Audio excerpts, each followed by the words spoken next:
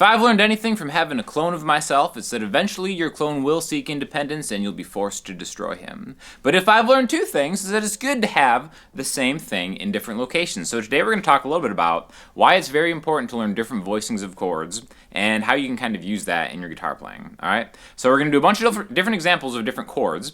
We're going to start off with my favorite one, the major 7 chord, and I'm going to do a quick loop of the same voice of a major 7 chord on 2 different root notes. It's going to start with D major 7, then go to B flat major 7. Okay, so this voicing real quick. Pointer finger 5th fret on the A string. There's your D note. You're going to grab the power chord version of this, so 5, A, 7, D, middle finger with that major 7. So 6 on the G string, pinky, 7 on the B string. Okay, I'm just going to really focus on the middle 4 strings here. Then I'm going to slide this back to the 1st fret, okay? So the gist of what we're going to start, I'm going to loop this real quick, is going to sound like this.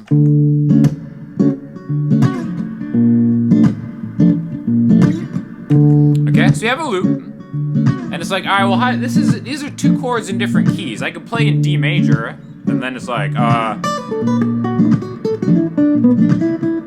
but maybe that doesn't fit over the B flat. So basically what we want to do is we want to find different voicings of those chords to play over it. So now maybe I'll pick 2 different chord voicings and play over with that. So there's the D major, B flat, major 7.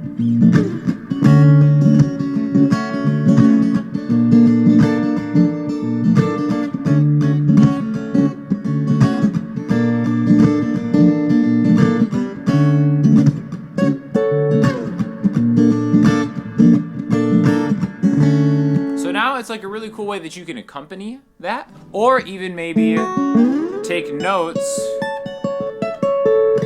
to use as a lead thing over that. So it's really good for a lot of different reasons, because you can accompany, maybe if you're tracking something, like I actually just use this as an example for a song I just released. You're doing 2 different guitar parts to record at the same time, or it can be used as playing with another musician, right?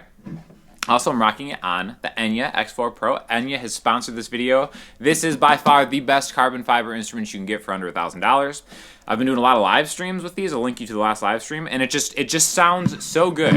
All that reverb is actually built into the guitar, and it has USB charging and a bunch of really cool stuff. So check out that link in the description to if in case you're interested in getting an Enya guitar, because quality instruments sound great, last forever, so on and so forth. I've been using this for a while, so the proof is in the pudding, alright? So, let's attach the first alternate voicing of this major 7 chord. It's really easy. It's just open D, 2, 2, 2. Right? So you can kind of go back and forth between it. D major 7, D major 7. Okay? Now there are different ways that maybe you could perceive this. You could go to the top note right here, which is an F sharp, which happens to be the 3rd in that chord. And then if you want to start thinking about like, all right, well, where is that in relation to the next note in the chord? 3 frets higher is going to be an A, which is the 5th of that chord, which is also in this location. So you can use this as a way to maybe back up and find the next voicing. It's always really important to be able to connect these voicings. You can either play by yourself or, like I said, if you're accompanying somebody, right? The nice thing about this is it's perfect for sliding. Okay? You can slide just 12 frets higher. Think of the 12th fret as being the octave where you mirror everything over it, right? So there's that to that. Even if just D.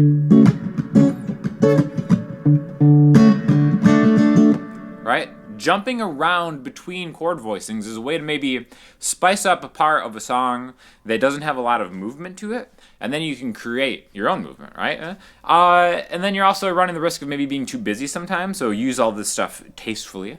Whatever taste means to you. That's why I had to get rid of my clone, because he had terrible, terrible taste. It was weird. He was wearing like chinos and like black shoes with like blue jeans and stuff all the time. Is a dark time in my life, but we're beyond it, right? So that's just one major 7 chord voicing you can do with that. All right. Same with the B flat. So you can think of it as being, all right, well, this is going to be 1, 2, 3, 4 frets behind whatever it was up here. 1, 2, 3, 4, like that, and then just mirror those. Or let's learn a different chord voicing, okay? So remember, we started with D major 7 to B flat major 7, and then we're gonna go D major 7 to another voicing, okay? This is a great one. So it seems kind of similar. We're gonna go 1 fret higher. So now I'm borrowing really the entirety of the 3rd fret and then grabbing the 5th fret on the high E string. Okay? Now this is gonna be a barred version of what I think of as a G major 7, where you just hold the 2nd fret where it's open D, open G, open B, 2. I love this because the 7th of this major 7 is on the top of the chord, right? So, if you know anything about making major 7 chords, you can just take a root note, again, this is B flat, 6th fret, on the E string is B flat, and go 1 behind it, 1 fret backward, and that's gonna give you the 7th, and then you can just build it backwards by grabbing that, right? So that's why it really pays to learn your root notes on the low E string, the high E string, same thing. We can do the same thing with a D chord, right? What's the D? 10th fret, back. Right? So there's another one that we have.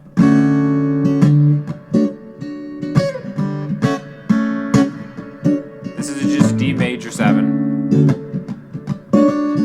to B flat major 7. And this is nice because they're really sharing some similar notes. The way that I think of this one is if I'm rooting on the A string, my pinky is on the exact spot that my pointer finger needs to get to.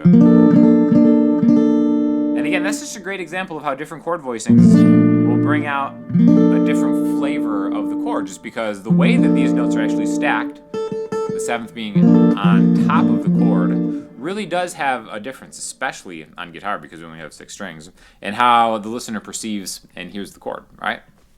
So that's why when you have that D to B flat,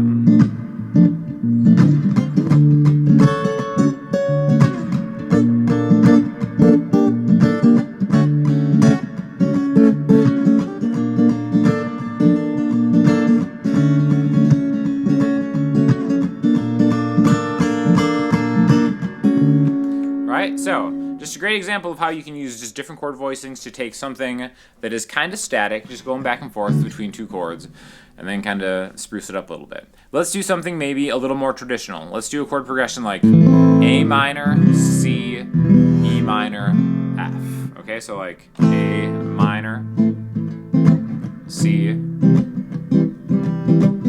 E minor, F major.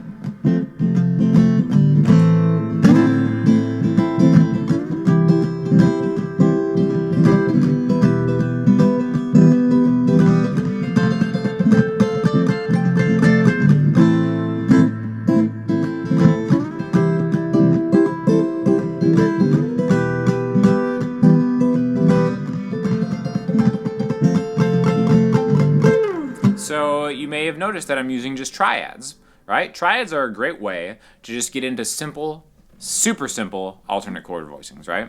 So A minor is open A minor. I love just borrowing the highest 3 strings, 5, 5, and 5. That's a triad 3-note chord voicing of A minor.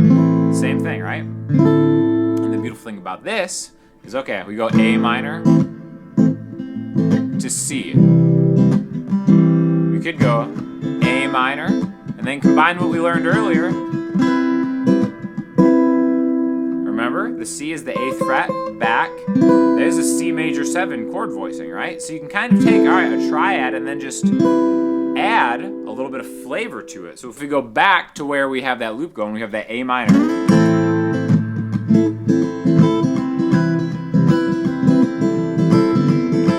Okay, that's kind of like a cool thing you could do over those chords because we know where they're coming from. Another thing would be to use the next voicing we're going to talk about, which is the C major triad. All right, super easy. You probably have already seen it. It's just, there's a root note. We're going to add the B string also 8th fret, middle finger 9th fret. Right? Think of like an F major chord, which we'll get to. But the nice thing about using this in an accompaniment or a solo context is we can add the other notes around it. So I'm grabbing the 10th fret, or basically just 2 frets higher than the root note, and then 2 frets higher than the note on the B string, right? Screw that up, but it's kind of like a little pentatonic run sounding thing, right? So if we add that,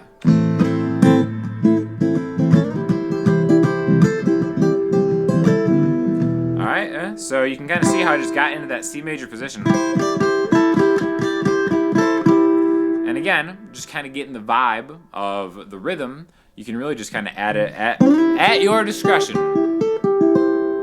Same thing with the E minor to the F. Now I'll just move it to the 12th fret, where E minor would be, and where the F is. Again, the 13th fret, which is really the 1st fret mirrored over that octave. The important part is just think about mirroring over the 12th fret, and anything you learn here is also going to work up here, which is why it's nice that this Enya guitar has that cutaway. Really nice cutaway, because it's super easy to get up higher in the neck, right? So we can do all of that over the same chords.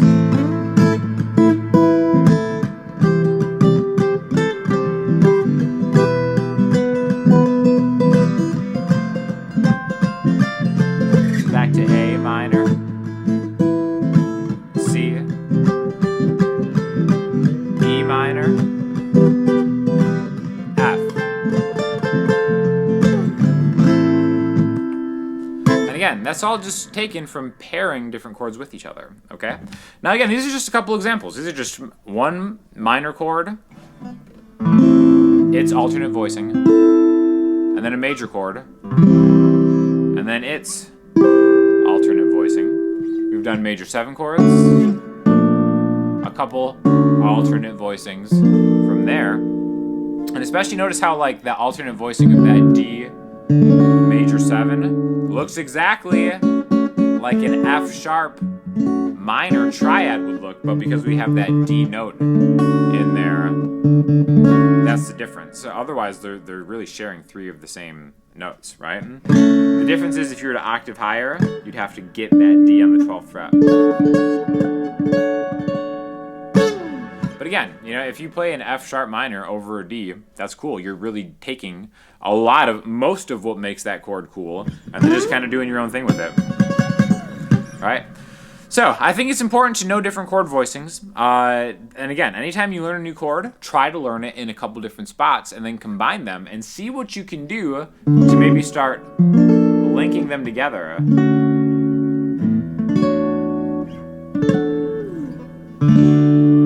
Because you'll be amazed at how you see the fretboard differently once you start breaking each section down into how you see different chord voicings and different notes. So anyway, thank you to Enya Guitars for sponsoring this video. Check out the link in the description for this amazing X4 Carbon Pro. I'll be going live with this too, coming up soon. So make sure you subscribe so you don't miss that. And we will talk to you guys soon. Thanks a lot.